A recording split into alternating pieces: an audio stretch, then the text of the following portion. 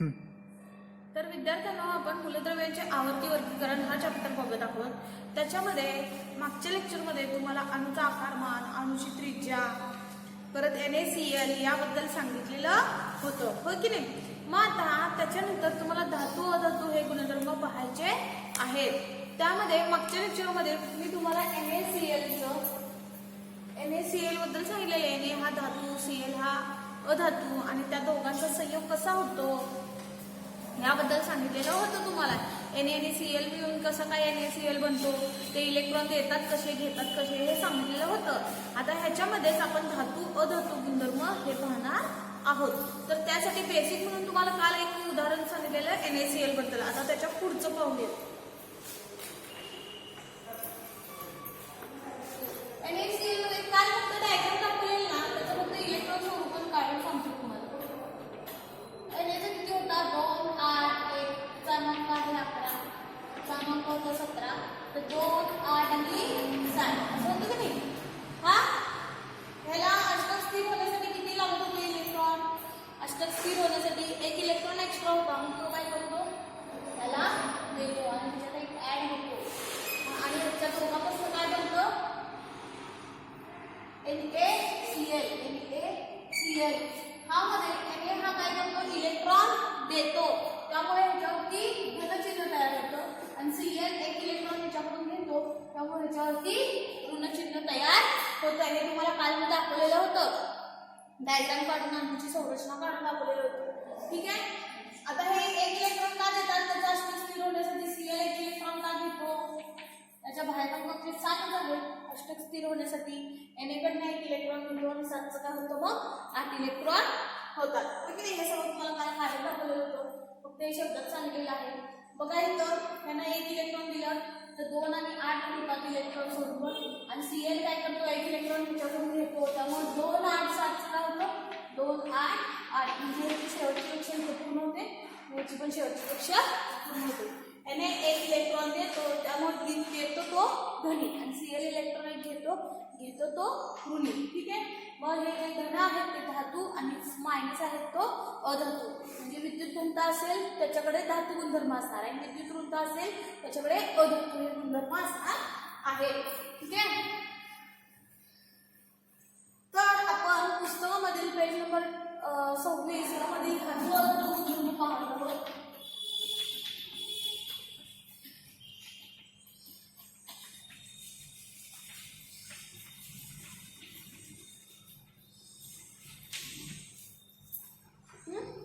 ओळीने घेऊयात बघा. आता तिसऱ्या आवर्तातील मूलद्रव्ये पहा, त्यांचे धातू आणि अधातू यांच्यामध्ये वर्गीकरण करा असं सांगितलेलं आहे, ठीक आहे. मग आधी तुम्हाला हे एक टेबल दाखवते पुस्तकामध्ये की त्याच्यावरून समजेल तुम्हाला धातू कोणता आणि अधातू कोणता आणि ते कसे ओळखायचे. मी पुन्हा एकदा सांगते बघा. धातू कुठला, अधातू कुठला, धातू सदृश कुठला. बघा धातू म्हणजे इलेक्ट्रॉन देतो आणि अधातू म्हणजे काय करतो उलट, इलेक्ट्रॉन घेतो. इलेक्ट्रॉन देतो त्यामुळे ह्याच्याकडे काय येणार आहे विद्युत घनता आणि इलेक्ट्रॉन घेतो अधातू त्यामुळे ह्याच्याकडे येणार आहे विद्युत ऋणता. आणि धातू सदृश्य म्हणजे कोण, धातू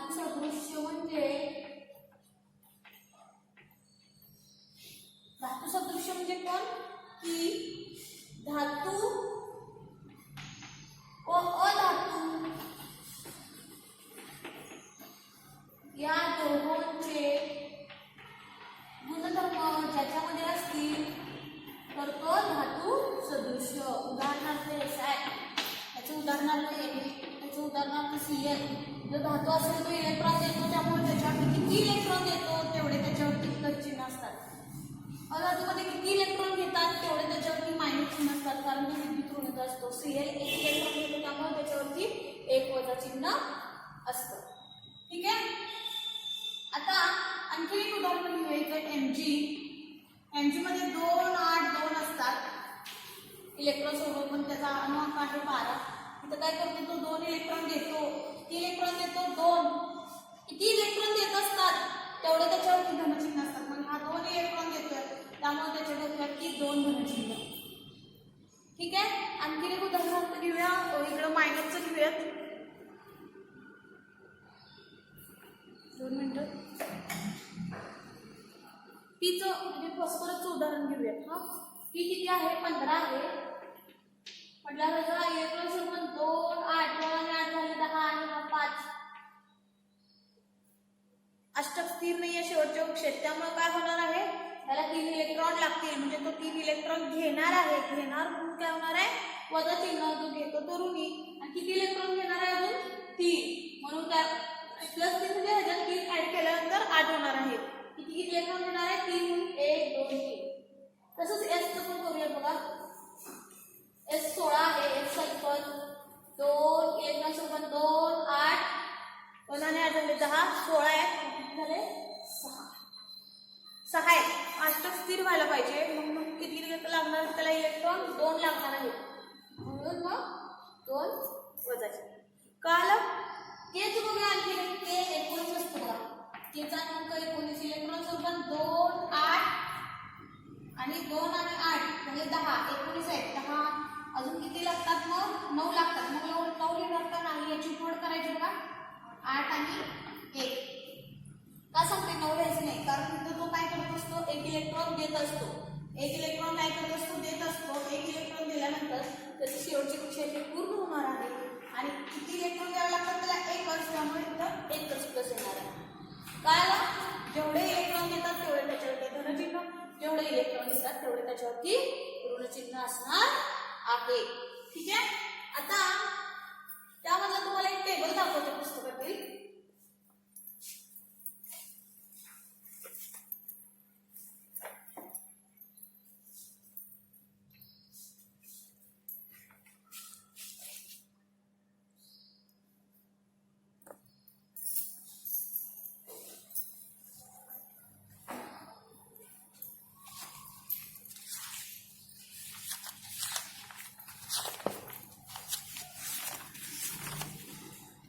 बघा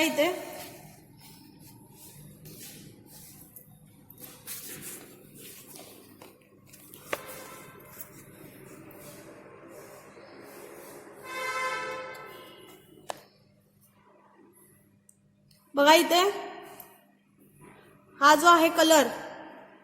आता ह्या पुस्तकात तरी कलर व्यवस्थित नाही आहे. एक मिनिट, दुसरं पुस्तक आहे का?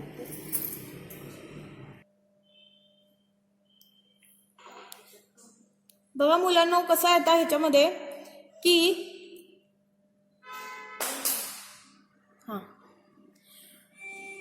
हा जो आकाशी कलर दिसतोय, हा ब्ल्यू कलर दिसतोय, तर तो काय असणार आहे? ही आवर्त सारणी आहे बरं का. आवर्त सारणी म्हणजे काय? फक्त इथं नावं दिलेली नाही आहेत मूलद्रव्यांची. म्हणजे बघा इथं सांगते आणखीन एकदा. ही जी आवर्त सारणी दिसते ना, ही इथं काय केलंय? फक्त हे जे आहे ना, हे सगळं ही फक्त नावं दिलेली आहेत. बाकीचं तसंच आहे. ही चौकट वगैरे फक्त ह्या टेबलमध्ये इथं तुम्हाला नावं दिलेली नाही आहे. म्हणजे तीच मगाचीच आवर्त सारणी आहे, फक्त इथं नावं दिलेली नाही आहे. हा वरचा आणि हे एवढं जे दिसतंय ते ब्राऊन कलरमध्ये म्हणजे तपकिरी कलरमध्ये, तर तो काय असणार आहे? अधातू असणार आहे. इथला एक एच असतो, इथे एक एच असतो आणि बाकी सगळे इथले हे काय आहेत? अधातू आहेत. त्यानंतर हे ब्ल्यू कलरमध्ये जे दिसतंय निळ्या कलरमध्ये, तर तो काय असणार आहे? तिथे सगळे काय असणार आहेत? धातू असणार आहेत. तिथे सगळे काय असणार आहेत? धातू असणार आहेत. त्यानंतर हा इथं किनाऱ्यालगत जो दिसतोय ना तुम्हाला, हा किनाऱ्यालगतचे हे चॉकलेटी कलरमध्ये आहेत ना, हे तर हे सगळे असणार आहेत धातू सदृश्य. बघा हे काय असणार आहेत? सगळे धातू सदृश्य. म्हणजे हे 1 2 3 4 5 आणि हे 1 2 हे एवढे काय असणार आहेत? सगळे धातू सदृश्य असणार आहेत. किनाऱ्यालगत म्हणजे ही नागमोडी रेष दिसते ना पायऱ्या पायऱ्यांसारखी, त्याच्या किनाऱ्यालगतचे म्हणजे त्याला लगेच जे लागून आहेत ह्या कलरमधले इथले सगळे हे धातू सदृश्य आहेत. ठीक आहे. तर बघा मुलांना ह्याच्यामध्ये काय सांगते बघा, ही कमी होत जाणारी अणुत्रिज्या म्हणजे सांगितलं बघा डावीकडून. आता आधी सांगा, डावी आडवे जे असतात, आडव्या ओळी ज्या असतात त्या काय असणार आहेत? आवर्त सारणीमधील काय आहेत? ते आवर्त असतात. आडव्या ओळी काय असतात? आवर्त. आणि उभे असतात ते काय असतात? गण असतात. आडवे असतात ते काय? आवर्त. उभे असतात ते उभ्या ओळी आहेत त्या गण म्हटलं जातं. मग आवर्तामध्ये डावीकडून उजवीकडे जाताना काय आहे, ही कमी होत जाणारी अणुत्रिज्या म्हणजे मूलद्रव्य जे इथं आहेत तिथं काय होत जाते, कमी होत जाणारी अणुची त्रिज्या असते. आणि डावीकडून उजवीकडे जाताना काय होतं की वाढत जाणारी विद्युत ऋणता आणि अधातू गुणधर्म. शिवाय काय होतं, डावीकडून उजवीकडे काय होत जातं, विद्युत ऋणता वाढत जाते आणि अधातू गुणधर्म सुद्धा वाढत जातो. आणखीन काय होतं, बरोबर ह्या वाक्याच्या उलट वाढत जाणारी आहे तिथं कमी होत जाणारी, विद्युत ऋणता आहे तिथं विद्युत धनता, अधातू आहे तिथं धातू. वाढत जाणारी विद्युत ऋणता इकडे आहे म्हटल्यावर काय कमी होत जातं, विद्युत धनता. आणि कमी होत जाणारी काय आहे, विद्युत धनता म्हणजे धातू चा गुणधर्म इकडे काय होत जातो, कमी होत जातो. म्हणजेच काय, अधातू गुणधर्म हा वाढत जातो. तर आणि उलट काय आहे ह्याच्यामध्ये बघा की वरून खाली जात असताना वाढत जाणारी अणुची त्रिज्या, वरून खाली म्हणजे हे गण आहेत त्याच्यामध्ये काय होत जातं, वाढत जाणारी अणुची त्रिज्या म्हणजे वरून खाली अणुची त्रिज्या वाढत जाते म्हणजेच अणुचा आकार वाढत जातो. आणि शिवाय कमी होत जाणारी, वरून खाली काय होत जातं, कमी होत जाणारी विद्युत ऋणता आणि अधातू गुणधर्म इथे लिहिले बघा. आणि काय होत जातं, खाली वरून खाली जात असताना काय होत जातं, वाढत जाणारी विद्युत धनता आणि धातू गुणधर्म.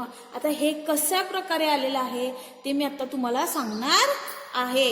हेच फक्त आहे, फक्त डिटेलमध्ये उदाहरणं घेऊन तुम्हाला समजावून सांगणार आहे. तेवढं मात्र उदाहरणं व्यवस्थित ऐकून घ्या आणि हे पुस्तक समोर ठेवा, कारण त्यावेळेस तुम्हाला धातू गुणधर्म बघायच्यात म्हटल्यावर आवर्त सारणी पण हवी आहे.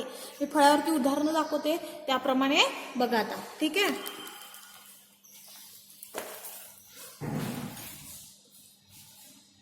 फक्त एकदा लक्षात ठेवा जरा, धातू अधातू, धातू सदृश, धातूमध्ये इलेक्ट्रॉन देतो, अधातूमध्ये इलेक्ट्रॉन घेतो. विद्युत धनता, विद्युत ऋणता, धातूमध्ये विद्युत धनता असते, अधातूमध्ये विद्युत ऋणता असते. धातू म्हणजे काय, प्लस चिन्ह तयार होतं, अधातूमध्ये काय, मायनस चिन्ह म्हणजे विद्युत ऋणता तयार होते. धातू सदृश म्हणजे धातू आणि अधातू या दोघांचे सुद्धा गुणधर्म असतात. हेच आता आपण टेबलमध्ये जे बघितलं की विद्युत ऋणता वाढत जाते व कमी होत जाते ते कशा प्रकारे ते आता आपण पाहणार आहोत.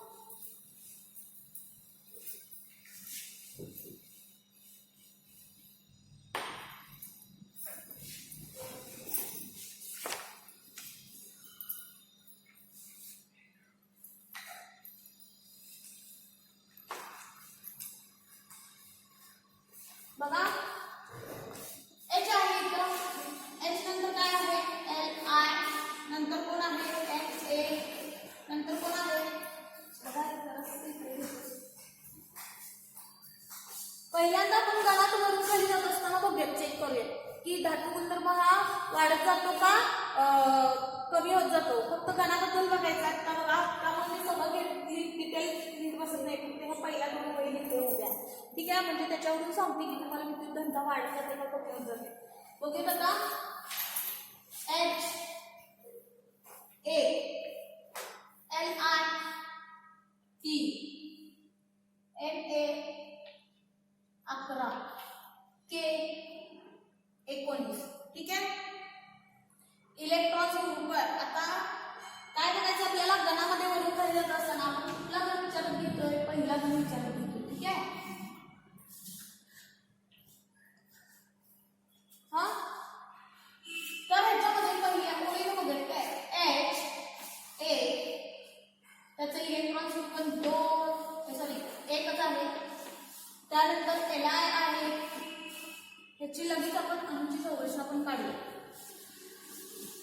हा अणूचं केंद्र एच, पहिला कक्षीय 1 इलेक्ट्रॉन, व्यवस्थित लक्ष द्या बरं का. पुढचा आहे तो एल आय, एल आय 3, पहिला कक्षीय 2, दुसरा कक्षीय 1. हा एल आय अणूचा केंद्र, पहिला जो मोल अणूचं केंद्र असतो. त्यानंतर इथे पुढे काय होत असतात, इलेक्ट्रॉन फिरत असतात पुढच्या कक्षेत. अणूच्या केंद्रका भोवती काय होत असतात, इलेक्ट्रॉन फिरत असतात. पहिला कक्षेय 2, दुसरा कक्षेय 1. पुढचा एन ए, एन ए अणु क्रमांक 11, इलेक्ट्रॉन ग्रुप पहिला कक्षेय 2 इलेक्ट्रॉन, दुसरा कक्षेय 8 इलेक्ट्रॉन, 2 आणि 8 मध्ये 10 आणि 1.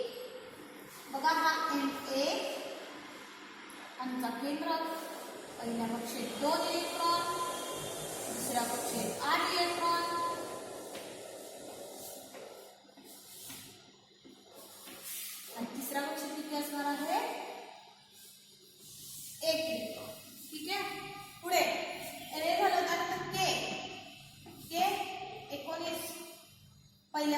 2, दुसऱ्या कक्षेत 8, 2 आणि 8 झाले 10, परंतु 19 आहेत, पुन्हा 8 पुन्हा आणि 8 आणि पुढचा 1.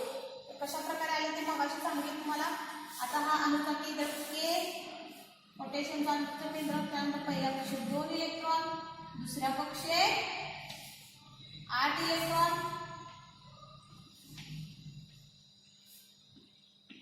तिसऱ्या कक्षेत 8 इलेक्ट्रॉन,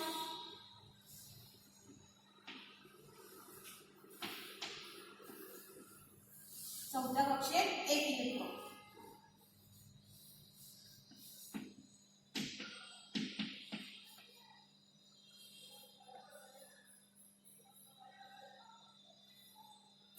ठीक आहे. तर आता आपण हे गणामध्ये वरून खाली जात असताना धातूचे गुणधर्म कशा प्रकारे आहे ते पाहणार आहोत. ठीक आहे. आता बघा काय काय सांगते. गणामध्ये वरून खाली जात असताना काय काय झालं. शेवटच्या कक्षेत पहिला गण होता ना, हा शेवटच्या कक्षेत किती इलेक्ट्रॉन आहेत बघा, एकच आहेत. पहिल्या गणात शेवटच्या कक्षेत किती इलेक्ट्रॉन आहेत, 1 इलेक्ट्रॉन, म्हणजे त्याचे संयुज इलेक्ट्रॉन किती आहे, 1. संयुज इलेक्ट्रॉन म्हणजे शेवटच्या कक्षेतील इलेक्ट्रॉन. शेवटच्या कक्षेत बघा इथे त्याची पहिल्या शेवटच्या कक्षेत तीच आहे 1 इलेक्ट्रॉन.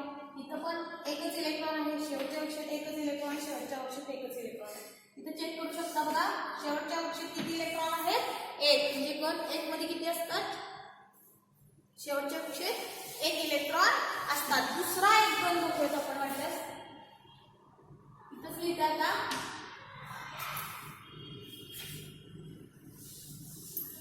B3, याचा अनुक्रमांक 3 तर याचा अनुक्रमांक 4 असणार आहे. Na याचा अनुक्रमांक 11 आणि इथं Mg याचा अनुक्रमांक किती असणार आहे, 12.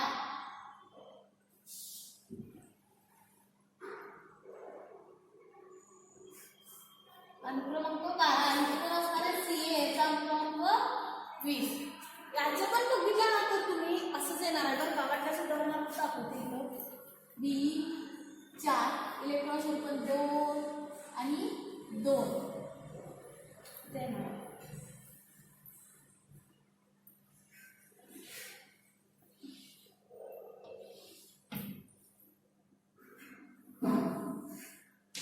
काय असणार आहे, गण 2 असणार आहे. इथं B4 आहे ना, B4 इलेक्ट्रॉन पण 2 2 बघा. B अणुचा केंद्र पहिल्या कक्षेत 2 इलेक्ट्रॉन, दुसऱ्या कक्षेत 2 इलेक्ट्रॉन, टोटल झाले 4. त्यानंतर पुढे B नंतर काय, हा Mg12 2 8 2, हा Mg पहिल्या कक्षेत 2, दुसऱ्या कक्षेत 8, तिसऱ्या कक्षेत 2. ठीक आहे. पुढचं बघा आता, Mg नंतर कोण आहे, Ca 20, Ca आणि केंद्र पहिल्या कक्षेत 2, इथे लिहिलेले आहे सगळं 2 8 8 2, 2 आणि 8 10 आणि 8 11 आणि 2 20. हा तर बघा इथं 2 आणि 8 झाले 10, परंतु 20 आहेत. मग किती कमी पडतात अजून, इथं 10 लिहायचं का नाही, ते इलेक्ट्रॉन देत असतात. मग 10 ची फोड करायची, 8 आणि 2. ठीक आहे. पहिल्या कक्षेत 2 इलेक्ट्रॉन,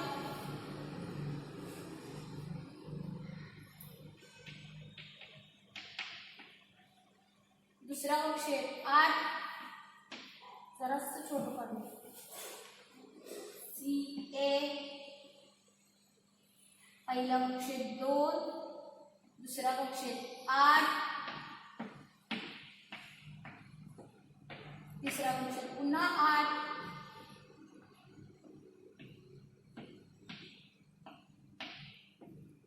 आणि चौथ्या कक्षेत 2. बघा आता हे मी काय लिहिलं की पुन्हा तुम्हाला कळावं की हे दुसऱ्या कणातील जे मूलद्रव्य आहे त्यांचे शेवटच्या कक्षेत 2 इलेक्ट्रॉन येतात म्हणून.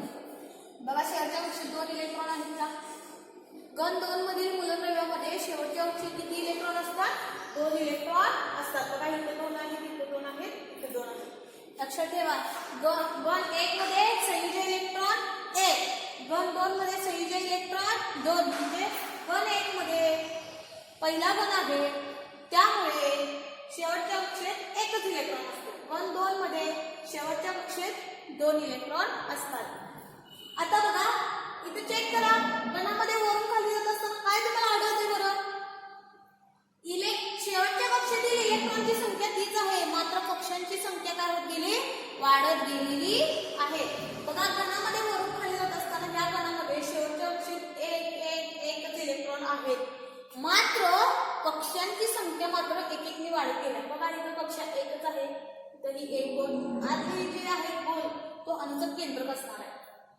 त्यामुळे पुढून घ्यायचं आहे ही कक्षा 1 कक्षा 1 2 एलआयची कक्षा 2 एनची कक्षा 1 2 3 केची कक्षा 1 2 3 4 इथे चेक करू शकता एचची कक्षा एकच आहे एलआयची कक्षा 2 एनची कक्षा 1 2 3 केची कक्षा 1 2 3 4 मग काय सांगितलं की बघा आणि इथं पण चेक करू शकता बघा ची कक्षा किती आहे 1 2 एमजी ची कक्षा 1 2 3 सीए ची कक्षा 1 2 3 4 1 2 3 4 घनामध्ये वरून खाली येत असताना कक्षांच्या संख्येत वाढ होत जाते मात्र शेवटच्या कक्षेत काय असतात तेवढेच इलेक्ट्रॉन असतात म्हणजे त्या घनामध्ये शेवटच्या कक्षेत इलेक्ट्रॉनची संख्या ही काय असते तेवढीच असते मात्र कक्षांच्या संख्येत वाढत जाते हे मी सांगण्यासाठी ना तुम्हाला काय करते मी एवढे पुसते कारण मला इथे लिहून द्यायचं आहे म्हणून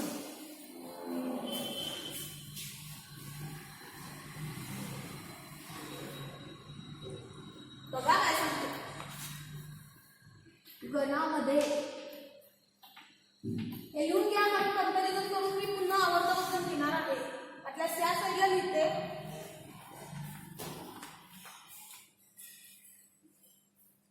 तिकडे लिहिते म्हणजे बरोबर आवर्ताबद्दल सांगायचं आहे तुम्हाला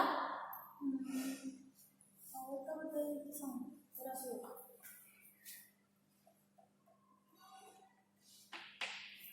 बघा घनामध्ये वरून खाली जात असताना नाहीतर तुम्हाला सोपं पडेल असं वरून खाली जाताना घनामध्ये वरून खाली जाताना काय सांगितलं त्या घनामध्ये म्हणजे तो एक जर का घन असेल तर तो एका घनामधला किंवा दुसरा घन असेल तर त्या दुसऱ्या घनामधला त्या घनामध्ये शेवटच्या कक्षेतील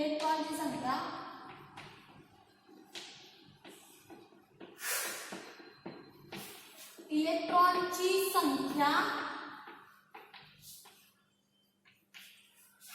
सारखीच असते म्हणजे किती आहे एक आहे इथं पहिला घनामध्ये इलेक्ट्रॉन शेवटच्या कक्षेत एक आहे म्हणजे हे सगळे काय करणार आहेत एक इलेक्ट्रॉन देणार आहे अष्टक स्थिर होण्यासाठी बघा किंवा स्टेबल होण्यासाठी तर काय हा एकच इलेक्ट्रॉन इथं बघा हा एक इलेक्ट्रॉन दिला तर बाहेरचा कक्ष ही होते त्याची बघा इथे त्यांना एक इलेक्ट्रॉन दिला एलायने तर बाहेरचा कक्ष ही पहिल्या कक्षात 2च असायला लागतात एनएला बाहेरच्या कक्षाचा एक इलेक्ट्रॉन दिला म्हणजे शेवटची कक्षा त्याची ही झाली म्हणजे शेवटच्या कक्षात 8 इलेक्ट्रॉन आहे म्हणजे हे स्टेबल झाला स्थिर झाला तो केला काय केलं एक इलेक्ट्रॉन दिला मग त्याच्या शेवटच्या कक्षात 8 म्हणजे हा काय झाला स्थिर झाला अशा प्रकारे हे काय करणार आहेत सगळे आपले एक इलेक्ट्रॉन देणार आहेत इलेक्ट्रॉन त्या शेवटच्या कक्षेमध्ये इलेक्ट्रॉनची संख्या सारखीच असते दुसरा कण असेल तर ते 2 आहेत इलेक्ट्रॉन शेवटच्या कक्षेत किती आहेत आता आपण वापरलेले 2 ते 2 इलेक्ट्रॉन देणार ठीक आहे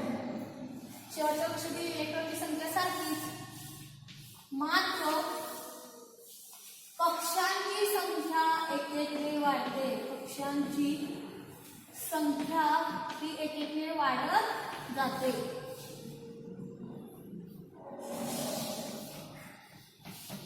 बरोबर याच्या उलटा आवर्तामध्ये असणार आहे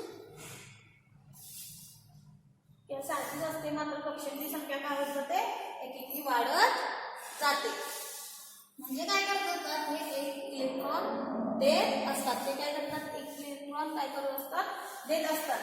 मग म्हणून गणामध्ये वरून खाली जात असताना काय होत जातं, कक्षांची संख्या वाढली म्हणजे अणूची त्रिज्या वाढली. इलेक्ट्रॉन हा अणूच्या केंद्रकापासून काय होतो, लांब होतो. आणखी शिवाय काय, ही त्रिज्या बघा, एकच कक्षा आहे. अणूच्या केंद्रकापासून बाहेर कक्ष दिलं अंतर तेवढं. इथं अणूच्या केंद्रकापासून बाहेर कक्ष दिलं अंतर एवढं आहे. इथं अणूच्या केंद्रकापासून बाहेर कक्ष दिलं अंतर एवढं. इथं अणूच्या केंद्रकापासून बाहेर कक्ष दिलं अंतर एवढं. ते अंतर म्हणजे काय, अणूची त्रिज्या. अणूची त्रिज्या म्हणजे काय, अणूचा केंद्र आणि बाह्यतम कक्षा यामधील अंतर म्हणजे अणूची त्रिज्या होय. का बरं अंतर वाढलं आहे, इथे एकच कक्षा होती, इथं 2 कक्षा होत्या, तर 1 2 3 कक्षा होत्या, तर 4 कक्षा होत्या. म्हणजे कक्षा वाढत गेली त्यानुसार अणूचा केंद्रक आणि बाह्यतम कक्षा यामधील अंतर वाढत गेलं, त्यामुळे अणूची त्रिज्या सुद्धा वाढत गेली.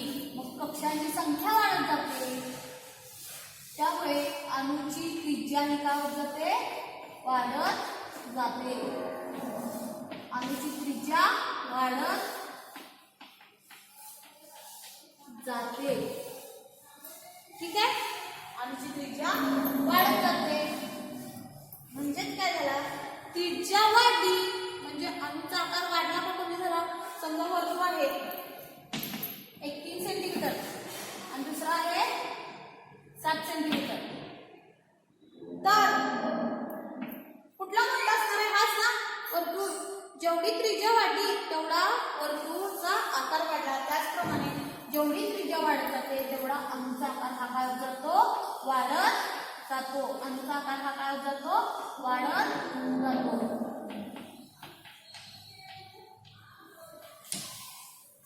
आता पुढे अणूचा आकार वाढत जातो. आणखी काय की याच्यामध्ये शेवटच्या कक्षेत 1 इलेक्ट्रॉन आहेत, त्याप्रमाणे इथं जास्त काय होत जातं, ऍक्टिव्ह म्हणजे ह्यांच्याकडे धनता, गणामध्ये वरून खाली येत असताना विद्युत धनता वाढत जाते.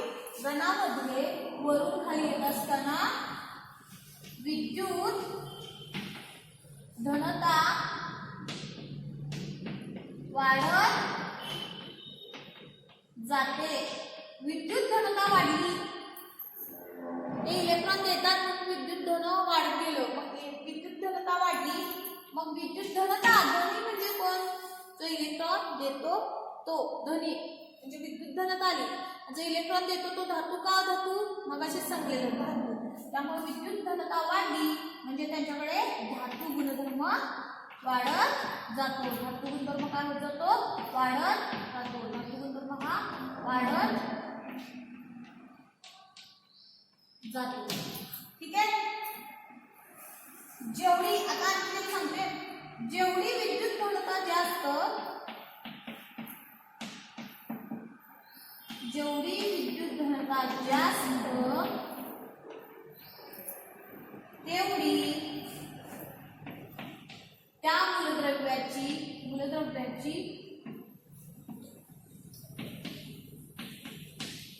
अभिक्रियाशीलता सुद्धा काय असणार आहे, जास्त असणार आहे. अभिक्रियाशीलता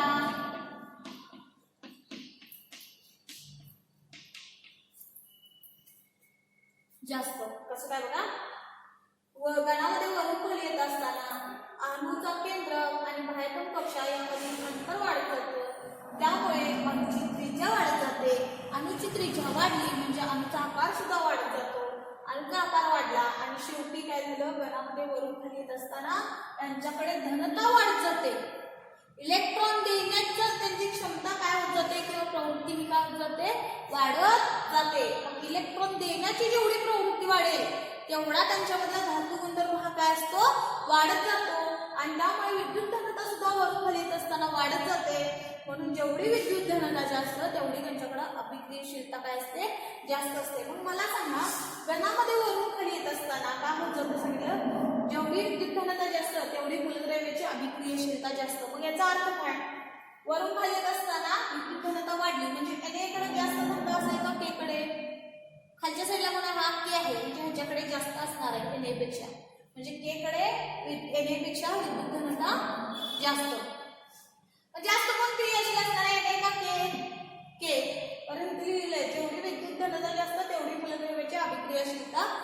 म्हणजे NA आणि K यांच्या दोघांमध्ये जास्त क्रियाशील कोण?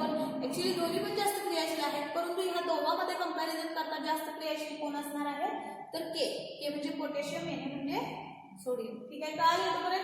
स्वाध्यायामध्ये असे प्रश्न आहेत आणि अंक देतात, त्याच्यावरून इलेक्ट्रॉन्स वरून पण द्यायचे आहेत. मग तुम्हाला यापैकी कुणाकडे विद्युत घनता जास्त आहे किंवा कुणाकडे विद्युत ऋणता जास्त आहे किंवा कोण जास्त अभिक्रियाशील आहे, कोण कमी अभिक्रियाशील आहे असं विचारतात. त्यामुळे तुम्हाला कळायला पाहिजे जेवढा हा घनामध्ये वरून खाली जेवढा खाली असणार आहे घनामध्ये तेवढा त्याच्याकडे विद्युत घनता जास्त, जेवढा वरती असेल तेवढा विद्युत घनता कमी असणार आहे. कळालं. आता हे असंच आहे, फक्त अधातू गुणधर्माबद्दल आहे. हे आहे असंच, फक्त ह्याच्या उलट असणार आहे. गणात वरून खाली जातात त्याच्या वेळी काय असणार आहे? आवर्तामध्ये डावीकडून उजवीकडे जाताना असणार आहे. तर बघा,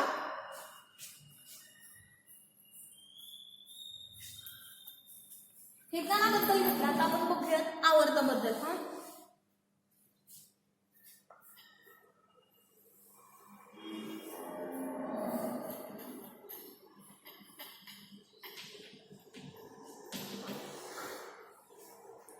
तर ह्याच्यामधलं आपण दुसरं आवर्त बघूयात. दुसरं पण आहे, तिसरं पण आहे. बघूया आपण लिहूयात. तर त्याप्रमाणे तुम्हाला एक आडवी ओळ दाखवते. आडवी ओळ म्हणजे काय असणार आहे? आवर्त असणार आहे. ठीक आहे. तर आता LI मी आवर्ताबद्दल लिहिते.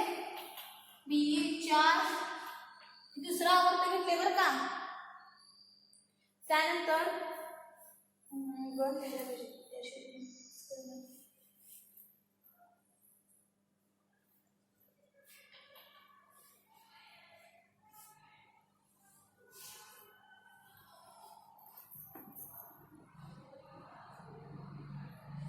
इथे काय असणार आहे? 3 ते 12 असणार आहे. मी ते लिहित नाही.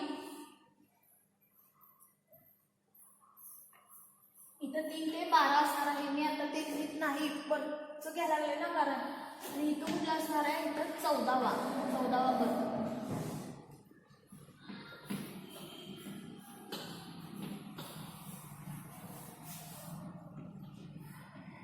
इथं असतो तो HE.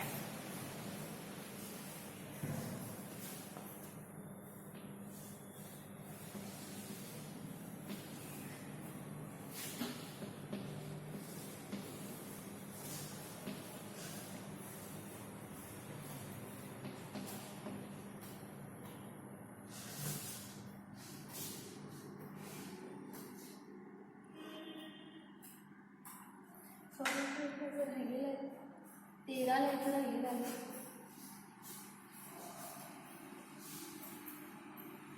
बघा 13 हा 14, 15 हा 16 हा 17 आणि इकडे असणार आहे तो 18 असणार आहे. याची 2. ठीक आहे. आता इथं OI झाला, इथं F 9, NE 10,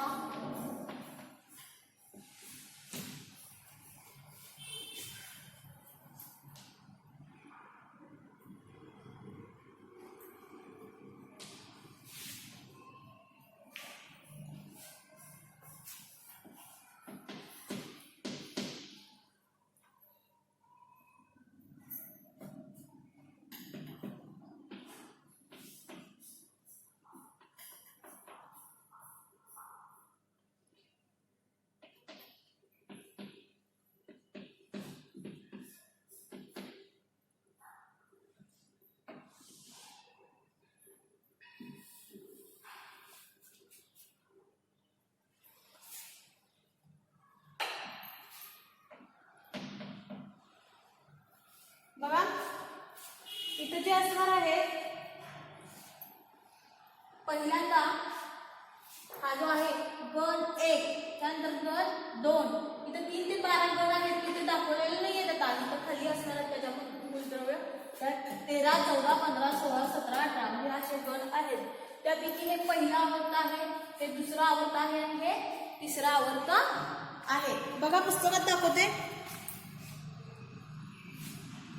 पुस्तकात आणि ते तसंच आहे. फक्त मी काय केलेलं आहे, पिवळा म्हणजे डी खंड आहे ना, तो दाखवलेला नाहीये. बघा हा H, फळ्यावरती पण बघू शकता हा H. त्यानंतर बरोबर त्याच्या पुढे H पण दाखवला इथं फळ्यावरती. बघा इथं फळ्यावरती दाखवला हा H. त्यानंतर हे जे दुसरं आवर्त आहे ते फळ्यावरती मी इथं दाखवलेलं आहे. त्यानंतर हे जे तिसरं आवर्त आहे ते मी इथं दाखवलेलं आहे. ठीक आहे.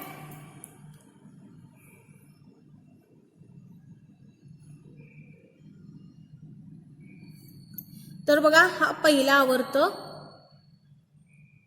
त्याच्यामध्ये H आणि H 1 अणुअंक, इथं 2 अणुअंक. Li, Be, Pc, NO, F, Ne हा एक दाखवलेला आहे. इथला मी हा ब्लँक दाखवलाय म्हणजे हे इथलं काही घेतलेलं नाहीये मी आता फळ्यावरती. Na, Mg, Al, Si, P, S, Cl, Ar हे सगळे दाखवलेले आहेत. म्हणजे पहिले 3 आवर्त मी आता फळ्यावर दाखवते आणि त्याच्याबद्दल उदाहरण घेते अधातू गुणधर्माबद्दल. ठीक आहे.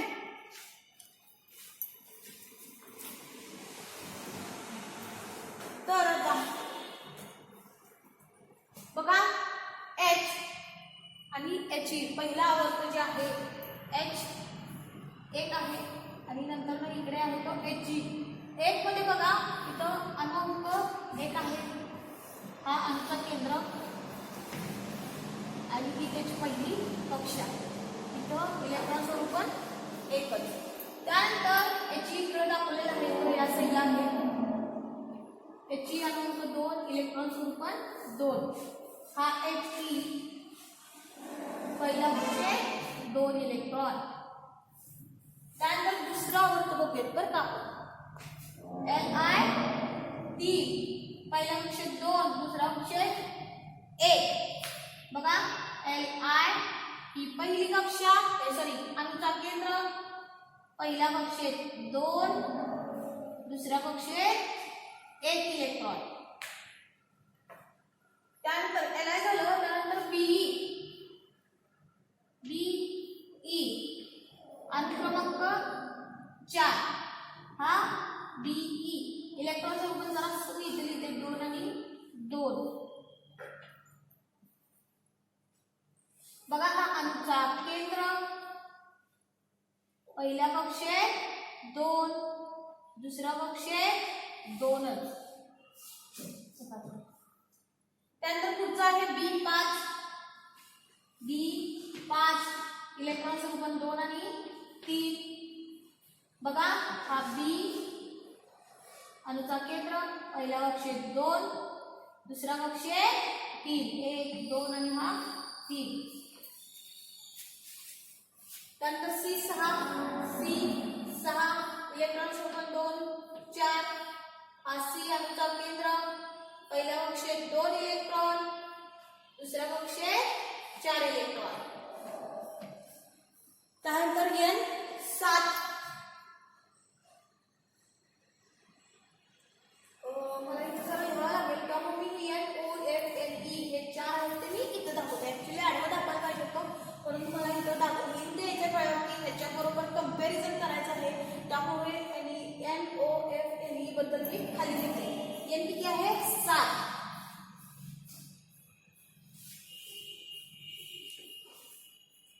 इलेक्ट्रॉन स्वरूपण 2 आणि 5. बघा N7 पहिल्या कक्षेत 2 इलेक्ट्रॉन, दुसऱ्या कक्षेत 5 इलेक्ट्रॉन, 2 ते 4 आणि हा 5. ठीक आहे.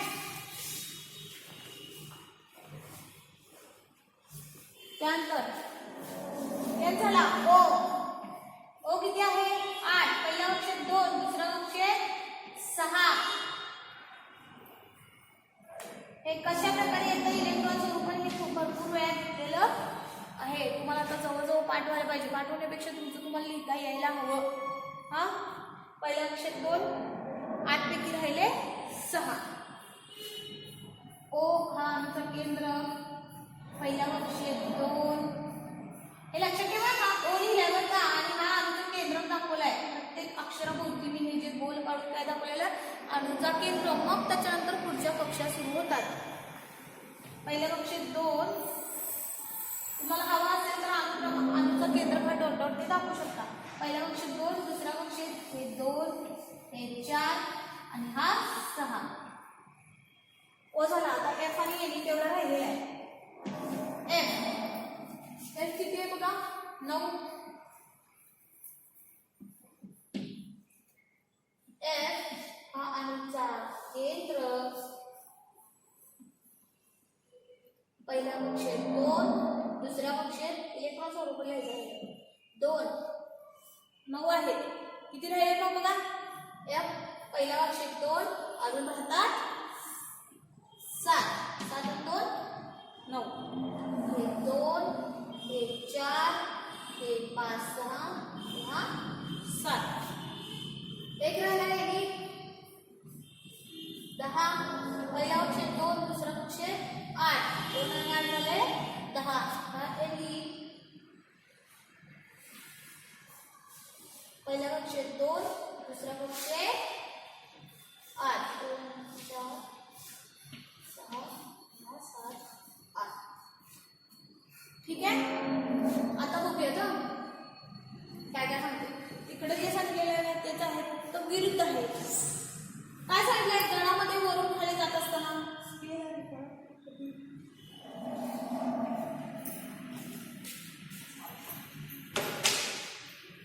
बघा काय काय सांगितलंय. गणामध्ये वरून खाली जाताना काय सांगितलेलं आहे की त्या गणाने शेवटच्या कक्षेतील इलेक्ट्रॉनची संख्या ही सारखीच असते. त्या गणामधील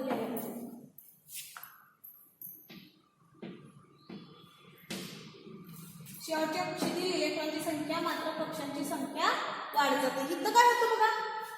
हा पहिला आवर्त आहे बरं का आणि हा दुसरा आवर्त आहे. फक्त हे जे आहे ते पुढे जायला हवं परंतु मी हे खाली लिहिलेलं आहे.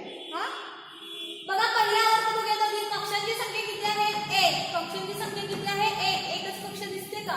मधला आहे तो काय आहे अणूचा केंद्र. कक्षांची संख्या इथं एकच आहे. पहिल्या आवर्तामध्ये कक्षांची संख्या 1 आहे. दुसऱ्या आवर्तामध्ये बघूया आणखीन एक. पहिल्या आवर्तामध्ये काय झालेलं आहे शेवटची कक्षा आणि पहिली कक्षा त्याची एकच आहे. शेवटची कक्षा आणि पहिली कक्षा त्याची एकच म्हणजे सेमच आहे. पहिल्या कक्षेत 1, दुसऱ्या कक्षेत सॉरी ह्याच्यामध्ये त्या शेवटच्या कक्षेत 2 आणि ह्याच्यामध्ये पण शेवटच्या कक्षेत 1 आणि इकडे 2 म्हणजे किती वाढला 1 नाही. इथं 1 होता इथं किती झालेत 2 इलेक्ट्रॉन. इथं बघूयात काय झालंय इथं अणुअंक 1 वाढला म्हणजे शेवटच्या कक्षेतील इलेक्ट्रॉन सुद्धा इथं काय झालेलं आहे 1 वाढलेला आहे. बघूया चेक करा. कक्षांची संख्या काय आहेत बघा. आधी कक्षांची संख्या सेम आहे का बघा. इथं आधी आकडा पण दाखवले 1 2 1 2. कक्षांची संख्या 1 2.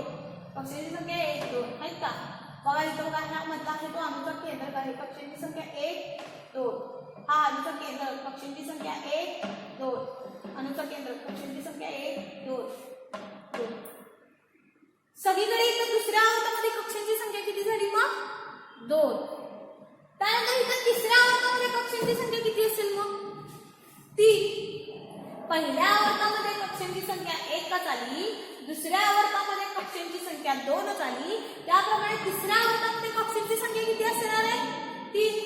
चेक करू शकता. एने 11 आहे म्हणजे 2 8 1. पहिल्या कक्षा दुसरी कक्षा तिसरी कक्षा MG 12 2 8 2. किती कक्षा झाल्या 1 2 3. हा त्यानंतर इथं पण बघा AN 13 आहे 2 8 3. कक्षांची संख्या झाली 3. SI 14. इलेक्ट्रॉन सोडून सांगा 2 8 4. कक्षांची संख्या झाली 3. बघा सगळीकडे काय होते कक्षांची संख्या 3च आहे. मग पहिल्या आवर्तामध्ये कक्षांची संख्या 1, दुसऱ्या आवर्तामध्ये कक्षांची संख्या 2, तिसऱ्या आवर्तामध्ये कक्षांची संख्या 3. त्याप्रमाणे इथं पण बघू शकता बरं का इथं हा आवर्तच असणार आहे ना आडवं. के 19 आणि CA 20. इथं 2, इथं केचं बघा 2 8 8 1. विषयांची संख्या किती झाली होती? 1 2 3 4. हे चौथा आवर्त आहे. 1 2 3 4. चौथा आवर्त असणार आहे. के मध्ये कक्षांची संख्या किती झाली? 1 2 3 4. इथं कक्षांची संख्या 1 सांगितलेली आता आवर्तामध्ये. इथं 2 सांगितलेली, 3 सांगितलेली. ह्याच्या खाली असतो के. चौथा आवर्त असणार आहे. कक्षांची संख्या किती झाली? 4. म्हणजे कळालं का? पहिल्या आवर्तामध्ये सगळ्यांची कक्षांची संख्या 1च. दुसऱ्या आवर्तामध्ये कक्षांची संख्या 2. तिसऱ्या आवर्तामध्ये मूलद्रव्यांच्या कक्षांची संख्या 3. चौथ्या आवर्तामध्ये मूलद्रव्यांच्या कक्षांची संख्या 4. अशा प्रकारे आलेला आहे. मग आता इथं लिहूयात आपण आवर्तामध्ये पुढून कुठे जायचंय? डावीकडून उजवीकडे. डावीकडून उजवीकडे जाताना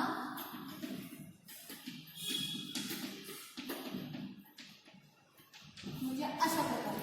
आणि तो तर ना गणक वरून म्हणजे इकडे काय आवर्तामध्ये डावीकडून उजवीकडे जाताना काय होतं? शेवटच्या कक्षेमध्ये इलेक्ट्रॉन हा एकेकनी वाढत जातो. बघूयात, चेक करूयात. हे आवर्त शेवटच्या कक्षेत इथे किती आहे? 2. एकनी वाढला इलेक्ट्रॉन. इथं बघा शेवटच्या कक्षेत 1 आहे. इथं बघा शेवटच्या कक्षेत 2 आहे. इथं बीच्या तिथं शेवटच्या कक्षेत 3 आहे. 1 2 3. सीच्या तिथं शेवटच्या कक्षेत 4 आहे. 1 2 3 4. याच्या तिथं शेवटच्या कक्षेत 5 आहे. 1 2 3 4 5.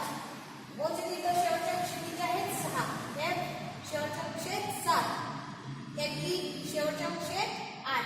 म्हणजे बघा इथे शेवटच्या कक्षेत 1, इथं 2, इथं 3, इथं 4 5 6 7 8 असे इलेक्ट्रॉन कितीने वाढले? एक-एकनी वाढलेले आहेत. म्हणजे आवर्तामध्ये डावीकडून उजवीकडे जात असताना शेवटच्या कक्षेतील इलेक्ट्रॉन हे एक-एकनी वाढत जातो. आवर्तामध्ये डावीकडून उजवीकडे जात असताना बाह्यतम कक्षेतील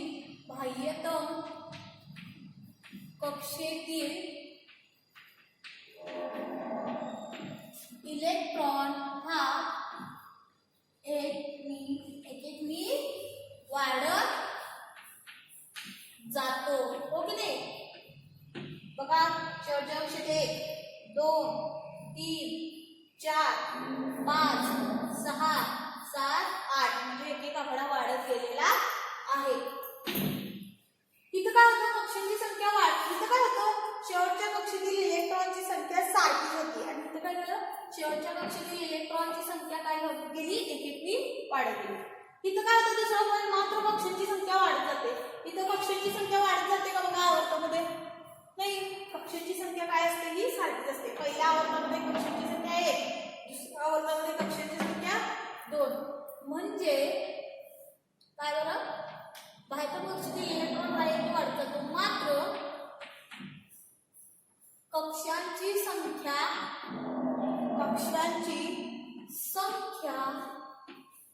ही काय असते? सारखीच. कक्षांची संख्या ही काय असते? सारखीच असते. पुढचा पॉईंट काय आहे? इथं अणूची त्रिज्या वाढत जाते. इथं अणूची त्रिज्या वाढत जाते का? नाही. बघा कक्षांची संख्या सारखीच असते. म्हणजे म्हणशीला कक्षांची संख्या सारखीच म्हणजे अणूचा आकार सेमच राहतो, त्रिज्या सेम राहते. परंतु ह्याच्यात असं नाहीये. काय बघा कक्षांची संख्या तीच आहे. मात्र बाह्यतम कक्षेतील इलेक्ट्रॉन हा एक-एकनी वाढत गेलाय. म्हणजे बाह्यतम कक्षेतील इलेक्ट्रॉनवरील जो ऋण प्रभार आहे, बाह्यतम कक्षेतील ऋण प्रभार हा काय होत गेलेला आहे? वाढत गेलेला आहे. ऋण प्रभार वाढत गेला. त्यामुळे काय झालं बघा? ऋण प्रभार हा वाढत गेलेला आहे. बघा इथं ऋण प्रभार वाढलाय. इथं एक-एकनी काय केलेलं आहे? ऋण प्रभार हा वाढत गेलेला आहे. कसं काय? बघा इथं 1 इलेक्ट्रॉन आहे. ह्याच्यातला एकच ऋण प्रभार. इथं 2 ऋण प्रभार आहेत. तर 3 इथं 4. म्हणजे ऋण प्रभार हे शेवटच्या कक्षेतील ऋणप्रभार हे वाढत गेलेले आहेत. त्यामुळे ऋणप्रभार वाढला म्हणजे अणूच्या केंद्रकावरील धनप्रभार हा वाढत गेला. अणूच्या केंद्रकामधील हा धनप्रभार वाढत गेला. त्यामुळे हे इलेक्ट्रॉन काय होणार आहेत, अधिकच अणुकेंद्रकाकडे खेचले जातात. त्यामुळे अणुकेंद्रकाकडे खेचले गेल्यामुळे अणूंची त्रिज्या कमी होत गेली, म्हणून अणूचा आकार सुद्धा कमी होत गेला. राहिलेलं पुढच्या लेक्चरमध्ये बघूयात आपण.